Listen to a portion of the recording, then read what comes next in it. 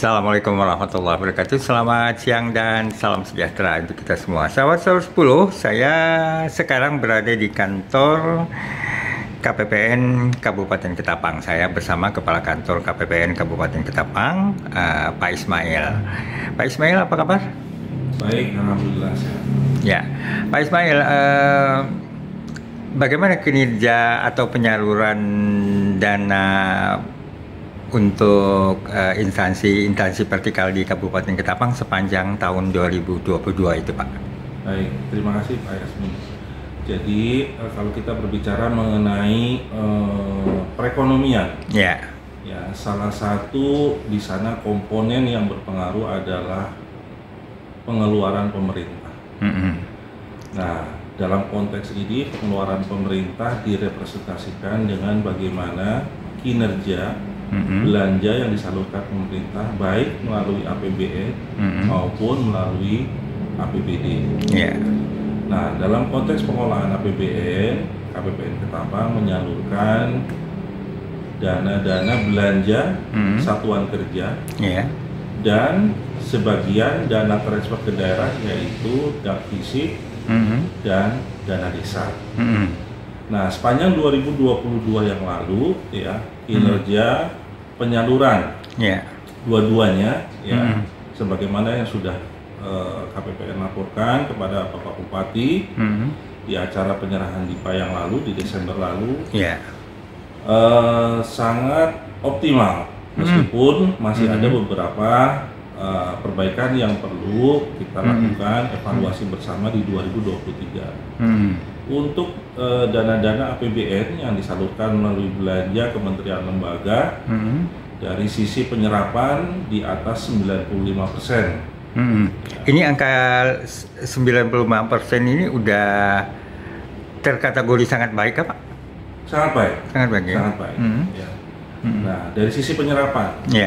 Nah, dari sisi indikator kinerja, yang dinilai dari beberapa variabel, misalnya seperti penyerapan, ketepatan waktu, penyelesaian tagihan, ya, dan ketersapaian dari output.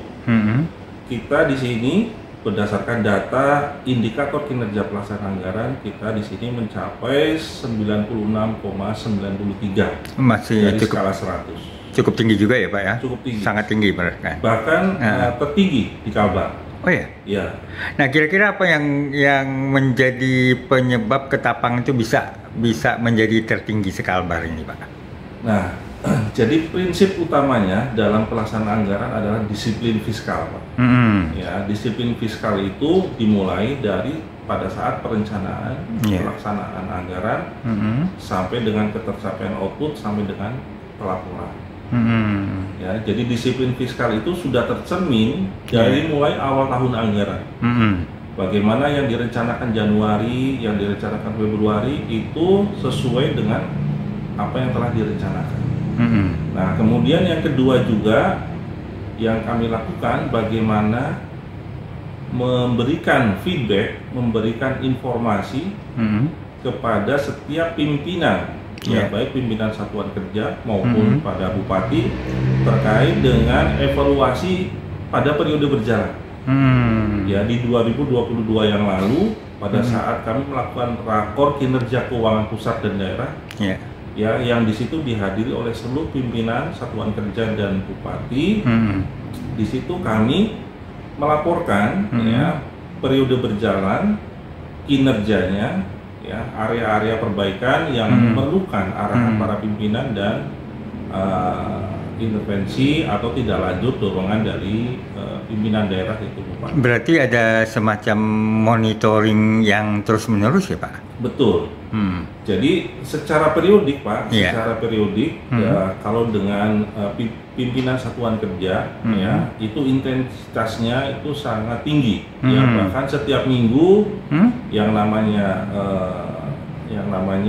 terkait dengan substansi pelaksanaan anggaran, ya, baik melalui surat, baik melalui layanan, baik melalui forum-forum diskusi, ya, refreshment dan lain-lain. Bahkan kami mulai tahun lalu kami melaksanakan media briefing.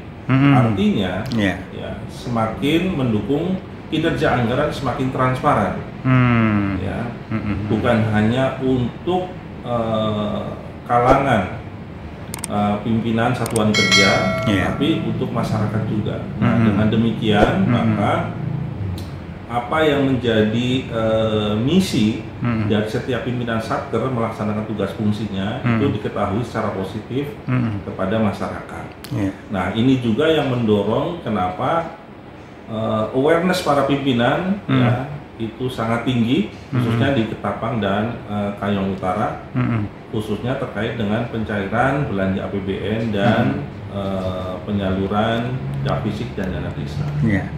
Nah, kalau keterlibatan masyarakat pada anggaran ini seperti apa sih, Pak? Nah, jadi yang pertama kami punya program, misalnya untuk generasi muda, misalnya. Kami punya program-program reguler yang mempublikasikan bagaimana anggaran dan kinerja anggaran yang terkait dengan kehidupan masyarakat sehari-hari. Ya, kita punya program yang namanya Treasury Goes to School, ya. Kemudian Treasury Goes to Campus. Kemudian kita juga punya gerakan yang namanya gerakan anti gratifikasi, ya, gerakan anti korupsi yang kita laksanakan bersama-sama dengan Pemda, masyarakat, ya, dan publikasi-publikasi yang masif melalui media sosial.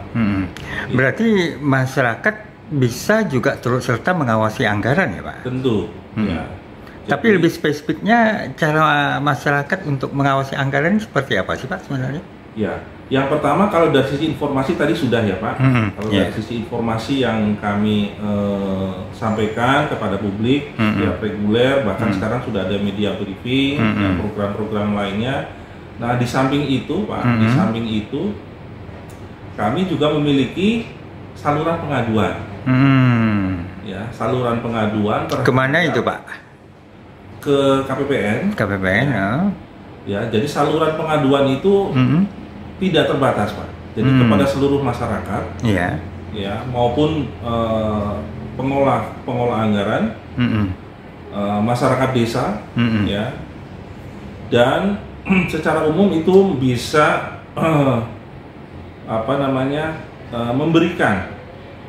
memberikan masukan atau pengaduan kalau misalnya terkait dengan hal-hal yang melanggar kode etik, misalnya ada regulasi yang menurut pengaduan itu dilanggar, itu bisa diinformasikan dan diadukan kepada kami. Dan itu juga sarana pengaduan tersebut itu sebagai bentuk bagaimana kami melibatkan masyarakat secara umum dalam pengawasan, dalam pelaksanaan maupun pengawasan terhadap hasil-hasil dari pelaksanaan anggaran yang dilaksanakan melalui APBN tadi. Ya, berarti intinya masyarakat bisa juga terlibat dalam pengawasan penyaluran anggaran ya, Pak ya? Bisa. Iya, dan nampaknya ini belum banyak diketahui masyarakat ini, Pak.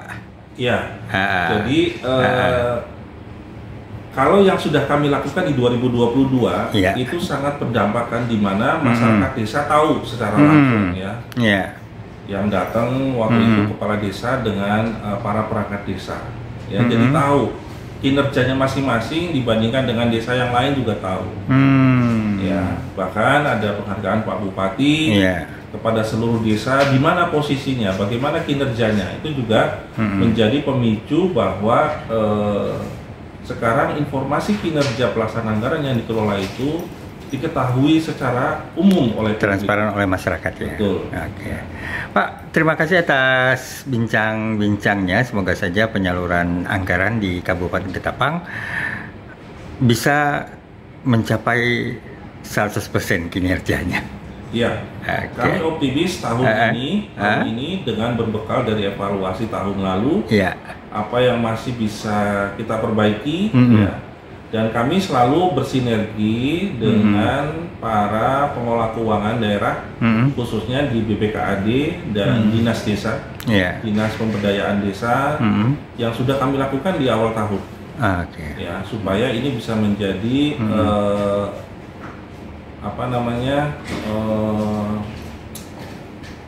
langkah-langkah langkah-langkah mitigasi yang perlu kita siapkan dengan kinerja yang sudah sangat baik di 2022.